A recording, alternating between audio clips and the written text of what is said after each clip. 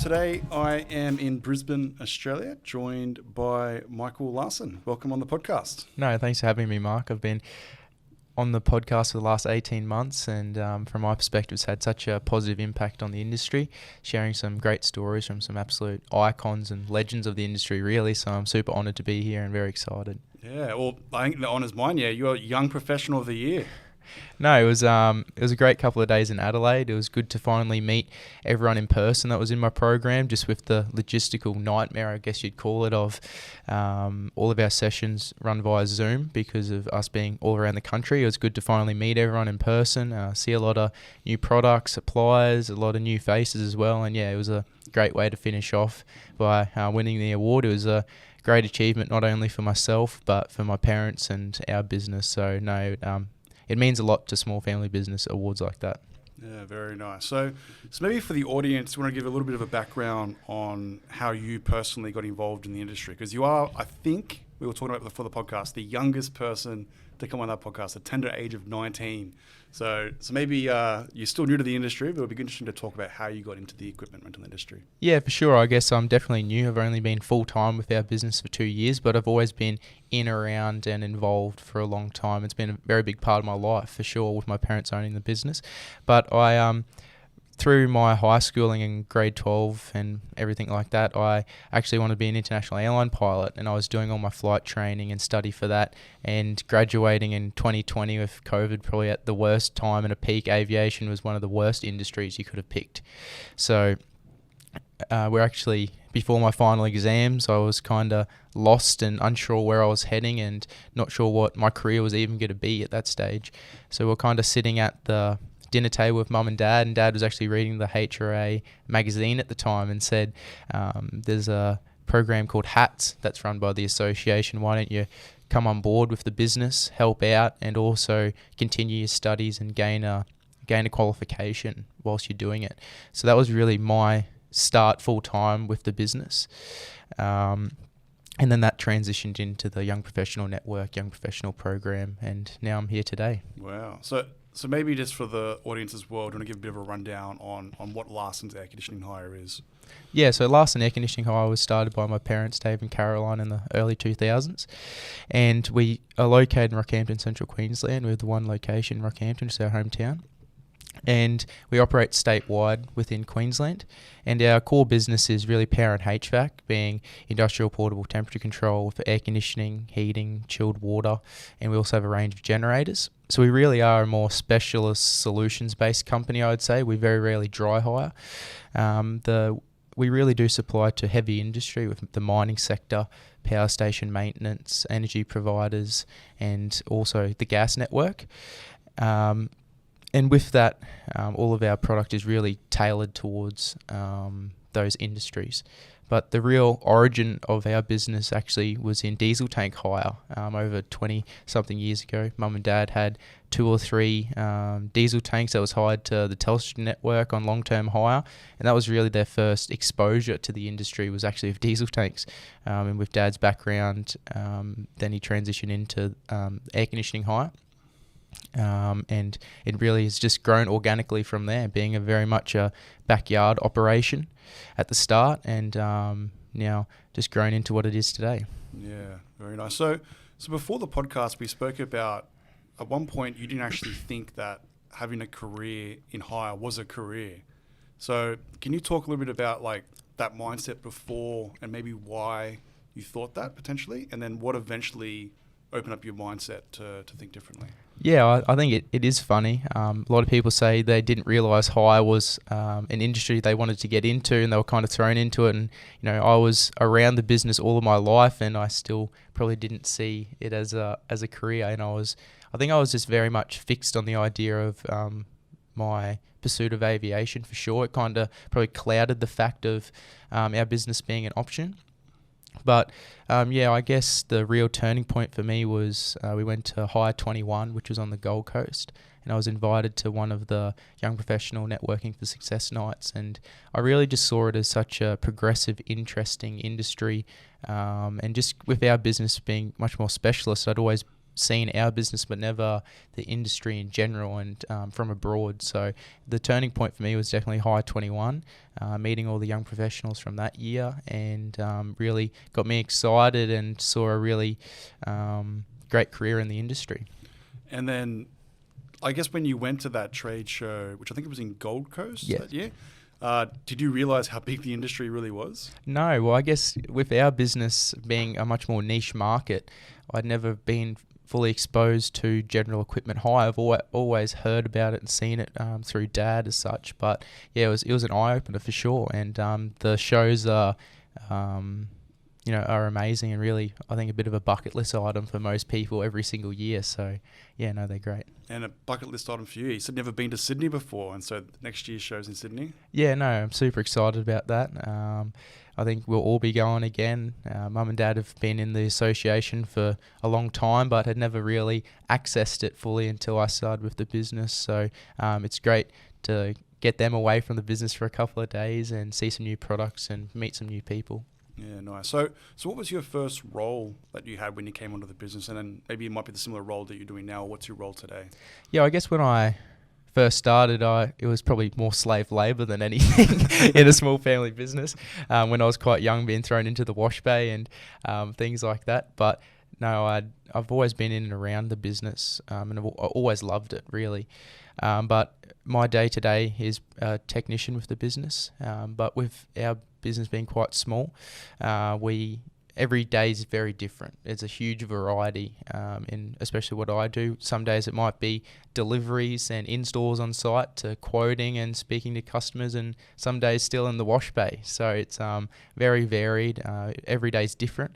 But it makes it exciting for sure. And then we're talking about the difference between just renting out a telehandler or a generator or whatever it might be and being a specialist in a certain area. So when you are planning a delivery for a job, can you talk about like what the build-up is and what the delivery process might look like? Yeah, absolutely. I think so even jobs that we've done previously for the last decade can look very different for us sometimes. A lot of our stuff is customised but for each job and each project, and all of our product is really centred towards the industry that we provide to.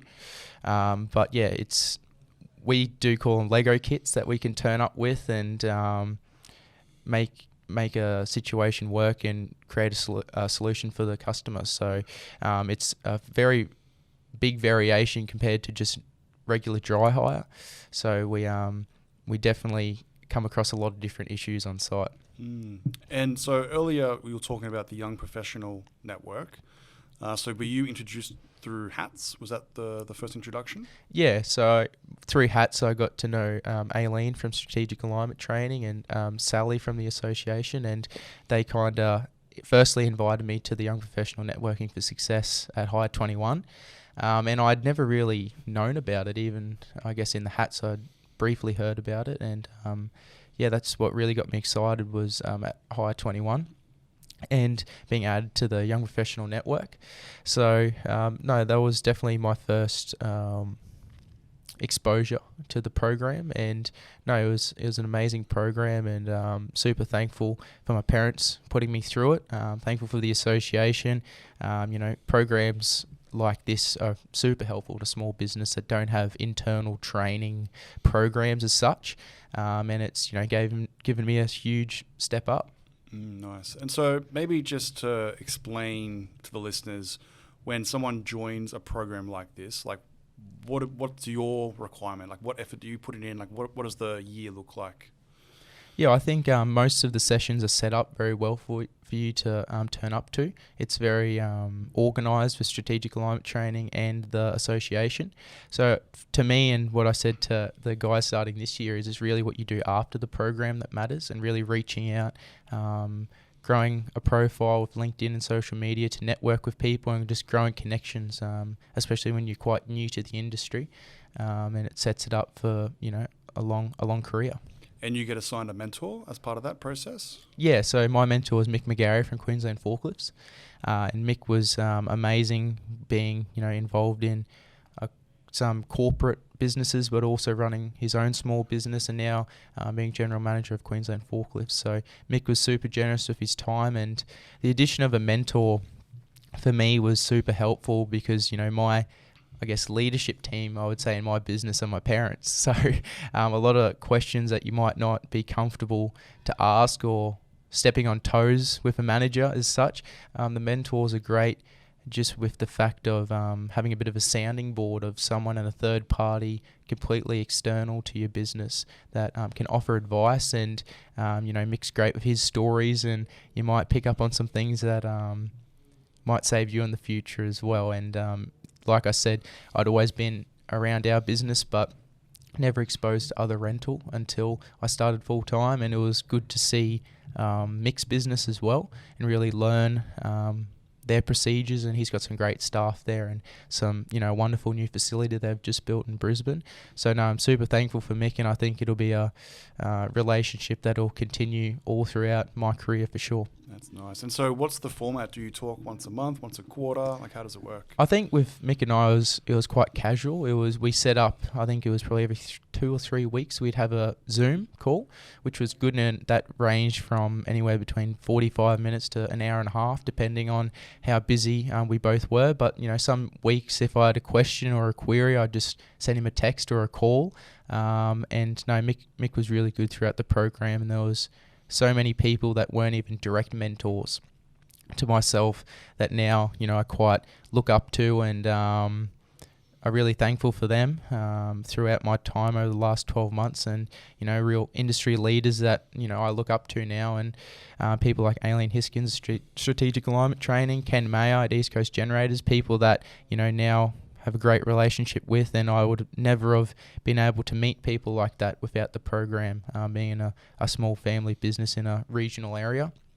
And when I was in Melbourne for one of the sessions, going to Ken's business, doing a site visit there, and just lots of opportunities for growth in the industry, but also a lot of growth for me personally as well, building my confidence, which is great. So no, I definitely wouldn't have been able to sit somewhere like this and feel comfortable 12 months ago. So yeah. That's nice. So you're learning a skill at a very young age, which a lot of people don't learn until their later life, which is the ability to network.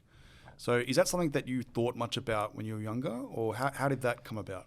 Not really. I guess now it's a huge tool for sure, especially the industry we're in, and it's an industry that's very connected for sure. And you can have conversations with your direct competitors on questions, which is kind of unheard of in many other industries, and it's very unique to hire and rental.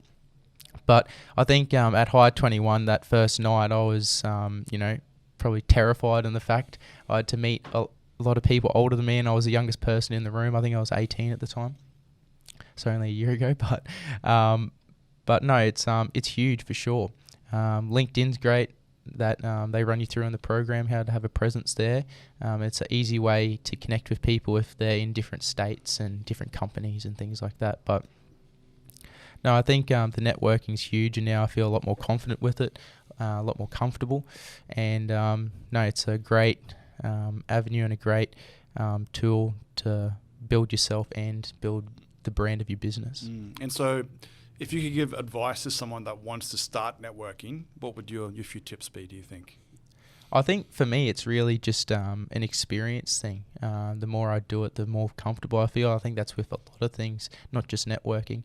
But I think the tools that we were given in the program were kind of run through, and I think it's something that really has to be practiced for sure. And I think new people to the industry, it's very daunting. For sure, I felt it as well. And it's an industry that's very product knowledge based in the fact.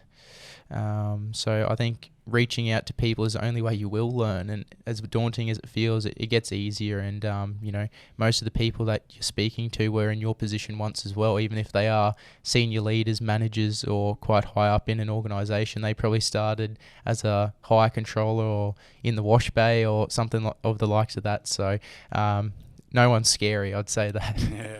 We were talking before the podcast as well, like the easiest way to network if you're nervous is listen to a podcast episode, find them on LinkedIn, send them a message saying you listened to the episode, ask for a Zoom catch up or in person or phone call, And I'd probably say 99% of the time people are going to say yes. Yeah, correct. It's really as easy as that. When I first started and started listening to the podcast, it wasn't just to learn faces, but also grow knowledge as well. So when you could go to places, you kind of felt like you had a bit of a background on everything, if that makes sense, because it is such a varied industry that the knowledge is quite diverse. So listening to podcasts, speaking to people internally in your business, I'm sure everyone's been there and had the situation of not knowing. So everyone's very kind, I would say, and it's a very open industry that, you know, we speak to our direct competitors weekly on situations. So it's very different to a lot of other industries for sure. Definitely. And so leading into HRIA 22, so we mentioned before that you won the HRIA HRIA 22 Young Professional of the Year, which again, congratulations on that award. Talk me through the moment when you were walking on stage. Was that nerve-wracking? Oh, for sure. No, we were very hopeful, I'd say, to win it, but also I got so much from the program, and it was a great investment on myself and for our business. So we said it wasn't a loss, even if we didn't win the award, and it was just an added bonus, really.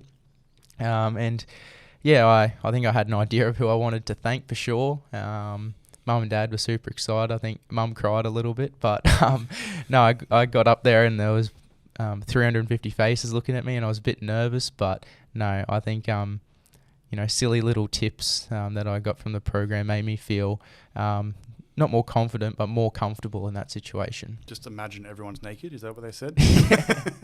Oh, that's funny. So that's amazing. So talk me through, you went to the HRIA 21 convention, then you went to the HRIA 22 convention. Mm-hmm. What was different for the next one? Because you had a little bit of experience under your belt then. Yeah, I think just having some faces that you know. At HRIA 21, I knew absolutely no one apart from my parents and maybe Aileen, just from running the HATS program. So it was great to catch up with people that I met at HRIA 21 and see how their businesses progressed and how they've progressed in their role. But no, I was a lot more comfortable for sure, and it was really good to be involved again with the Networking for Success night with the Women in Hire and a lot of the other mentors that were in the Women in Hire that I hadn't previously met. And no, it was a great couple of days. Great city as well, Adelaide, which we'd never been to. And yeah, I think it's going to be one of those things that we do year round. Yeah, no, that's very true. I think attending those sort of shows, you only get better from a networking standpoint and your network width through attending more and seeing regular faces and realizing, like when I walk through the trade show, well, there's that 6'5" guy from the podcast. Yeah. Like it's obvious. So the more you attend, like I think when you walked in here, so we're thanks to Mint Group in Brisbane, we're recording in their studio. Yeah. Shout out to Gary. Shout out to Gary Radford. So when you walked in, Gary jokingly said, "Oh, that's a celebrity." So he already knew who you were before you even walked in the room. So now your face is there. So I think it's just attending more of those things, putting yourself out there, realizing that networking isn't actually as scary. Yeah, as 100%. Yeah. And getting involved in these programs. If you are quite nervous about attending a trade show, the easiest way is, like I was thinking in my head just then, it's a bit of an analogy, which is a bit of a weird one, but it's like going to a nightclub by yourself. It's like you're never going to want to go to a nightclub by yourself, but you would go on like a pub crawl with a bunch of people, and you sort of want to go through, and you've got like a bit of a team behind you. Same thing with the trade show. It's nerve-wracking to go by yourself, but if you've got this program where you've got other people in a similar situation that are learning, mentoring each other, getting taught things, then you're on that journey together. I think that's something that's really important for people to understand. Yeah, I think definitely for me, in probably a lot of aspects, you're probably nervous the first time you do anything, whether it be networking or whatever that may be. But I think, for sure, for me, it's experience. If I do something over and over again, I feel more comfortable and more confident. But the programs are definitely multiplied that and made it a lot easier for me with meeting people and being so new to the industry. It was great to have connections and contacts straight off the bat. So no, I'm super thankful for my parents and the association for leading me onto a more direct trajectory than I probably had when I was in grade 12, not knowing what I was even going to do. So it's definitely set me up to have a a great career in the industry for a long time. And what about the events at the actual HRIA 22 or HRIA 21? Did you go to many of those guest speakers and stuff like that? And Yeah, so, even at HRIA 21, in Adelaide as well, all the guest speakers are great. There's such a diverse group of them. It's not even necessarily about hire. With one of the dinners was the doctor that saved the Thai students in the cave, and his experience with that, and it really opens your eyes and gets probably your head out of the hire and rental game, and makes you relax and think about totally different perspectives, and you go back to work very refreshed, I'd say, after a couple of days, even though you are kind of at work. So, but no, the guest presenters are great. The floors great as well, with all the new products, and meeting everyone, like you said, getting stopped by 1,000 people that know you when they see you walk through the crowd. So no, I can't fault the shows, and they're a great couple of days. That's very good. So what advice would you give to the industry as a whole to try and bring more young people in? Well, even someone that was in a family business, I'd always considered working in our business, but never actually the industry, if that makes sense. So I think it really does start with education. Like we said, if you go to a student careers day, you never see a hire company there. It's always more of the trades and things like that. So I think it really does start with education and getting it out there for sure. And the programs are a great step for sure in that direction to get people involved. Younger people meet more young people, and the addition of mentors really passing down advice to the up and coming people or future leaders in the industry. It's almost like they need to have events at hire companies or rental businesses. It's almost like, hey, come down and check out our excavators or generators, and we'll explain to you how they work, and you can hop in them and stuff like that.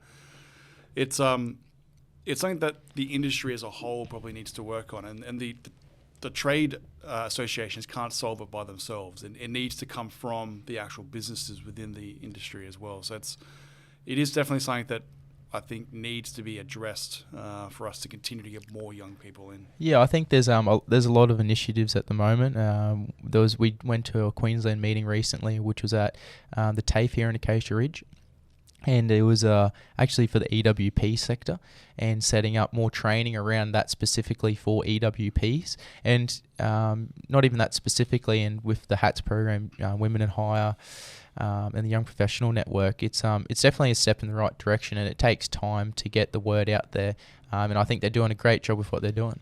And I heard a rumor that you might be going to America. Yeah, no, it's definitely exciting for sure. It's probably the next step for me. After the gala dinner, we kind of spoke about it, and it was actually initiated by Aileen Hiskins at Strategic Alignment Training with the idea. And in previous years, it hasn't really been an option with COVID. And no, I'm super excited and super thankful for the opportunity from the HRIA and the ARA as well. And I think the ARA shows are really like bucket list items for anyone to go to in our industry, and everyone that you speak to speaks so highly of them.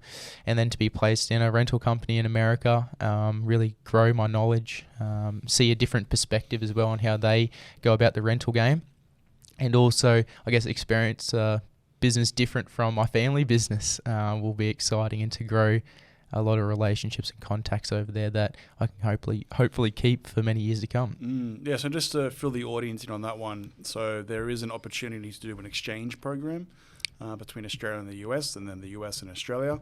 So, Michael hopefully will be in that exchange program this year, next year potentially? Yeah, February, yeah. February. So, and amount of experience that you'll gain out of that. And February will line up with the ARA show. Yes, correct. As well. Yeah. So I've spoken to a few people that have done a similar program, and they've spoken so highly of it and really got so much out of it. And America's really a place that I've always wanted to go to in general as well. So no, I'm super excited for it, and really thankful for the backing of my parents to let me go over and lose me for however many weeks I'm over there. But no, I'm super excited for it, and I think it's going to be really my next step. and open my eyes a lot, and hopefully maybe even see some products over there we could potentially bring back to Australia. So yeah, it's a great opportunity. Yeah, going to visit Sydney for the first time, going to America. It's all happening. It's all happening at once, yeah? What's going to happen when you turn 21? Oh, I don't know. I think I'm going to peak too early. But no, it's I probably saw my age as a bit of a disadvantage, but I think now I really see it as an advantage. Being young, enthusiastic and keen whilst I can be before I get old. But no, it's I really want to progress myself and keep the organic growth that our business has had and how successful mum and dad have been. I want to kind of continue that and support their dream. Yeah, and look, talking about that, so that's probably a really good point. So let's take someone like Gary Radford, for example. We're in his business at the moment. So it doesn't matter really how old you are, that the key is always showing an interest in wanting to do more, having that entrepreneurial mindset. You can still have the entrepreneurial mindset and work within a business. I think that like the more you do, the more you grow, and the more like it's almost like you're opening up different ladders. Like you realize, oh, I think I know everything, and then you open up a new door and there's a new ladder. Yeah. Like I actually know nothing. Yeah. And so like you're opened up a bunch of ladders at the moment down the bottom of these doors, and then in 5 years' time, you're going to know even more, and you're going to think, oh my God, how ignorant was I when I was 19? Yes. So yeah, I think you only, like a lot of people don't figure that out until they're in their late 20s, I would say. And then in their 30s is when they really boost their career. So I think you're in a very unique situation at the moment. And the key, it's almost like a young famous movie star, you know, like they peak too early and they sort of go up and down. So it's just about figuring out, like, not making sure you also live your 20s at the same time, you know, like travel, do all the stuff that you want to do in your 20s, and not be held down just with a career at the same time. Yeah, I think that's going to be great for America as well, to, I guess, experience that, do a bit of travel, and broaden my horizons in that way. But I think that's really, like you said, always growing is really what rental is. No day is the same, and I'm sure people that have been, involved in the industry for decades on decades, each day they probably see a new issue, and it's ever growing and changing, and it makes it exciting. But yeah, I think no matter how long you're in this industry, it's always going to be different. And I know there's problems that Dad faces on a daily basis, and he's been running a business for over 20 years, and it's constantly changing. So, but no, I think starting young is daunting, and maybe a lack of experience, and probably feeling a bit silly sometimes, but there's no dumb questions. I think that's the biggest thing for new people in the industry, is really just get involved, show that you're keen, because managers and customers will see that. And really, I think everyone really likes that entrepreneurial mindset, and they kind of gravitate to it as well. So I think being young is one of the biggest advantages you can have. Definitely. Yeah. All right. Well, one of the things that I wanted to talk about is, if you weren't involved with the HRIA and their programs that they put out, and strategic alignment training, how hard do you think it would be for you to network within the industry? Like if you didn't have all that opportunity, what do you think? Yeah, I think naturally the industry, like I've said, is very open and honest, with stories, and like people said now, program sharing experience and not facts and figures is one of the biggest things in the industry, really helping everyone out, but not really getting really into the nitty gritty. But no, I think especially for being in a small business, I never would have had any of these opportunities just without the programs involved. Really, especially when I was in Melbourne for one of our sessions, I called up with Jeff Bernard, who is a previous president of the association and runs Kilburys Rentals, who's one of our competitors. And, I went around with him at the Melbourne Grand Prix when they were setting that up, and all their works down there. And, I think that's pretty well unheard of, to look at a direct competitor's job or works whilst you're in a different state. And, I'm super thankful for Jeff for that. But yeah, I definitely wouldn't have been as confident just in general. Personally, I've definitely built a lot of confidence with it, as well as building my knowledge on the industry, and really growing my network as well. Yeah, no, Jeff's a pretty friendly guy, and one of the F1s would have been exciting. Yeah, no, it was really cool. It was definitely in a bare bones stage at at that moment, and I kind of probably left at the wrong time and missed the race. But but no, it was super interesting to see Melbourne, see the F1, and also see how they go about their business. Because even though we are direct competitors, they are in a very different category to us, doing more events when we're much more heavy industrial and mining sector and things like that. So it was cool to see their processes and how they go about their business. And talking about racing, so I heard you're into racing outside of work. Yeah, no, I guess that keeps us busy. I've done it since I was 10, and now racing V8 super stands, which is great. And I think he won't say it, but I think Dad likes it more than me, secretly watching on the fence. So, but no, it's great to get away from work and do something like that for sure. Yeah, and I saw you got the branding of the business on the car as well. Yeah, shameless plugs on the car. We also just did a new website for the business as well, so everyone can go check that out. So we'll put a link in there. Yeah, no, that's it. So, but no, it's a great thing for the family to get away from work and do something we all like and travel a bit of the country as well and have a lot of fun. So that's definitely my hobby for sure. Nice. So I usually ask this question around advice you would give to your younger self. Now, you're still very young, so maybe we'll go back to 16-year-old Michael. So if you were to give some younger advice, maybe in mid-high school, what would you say to yourself?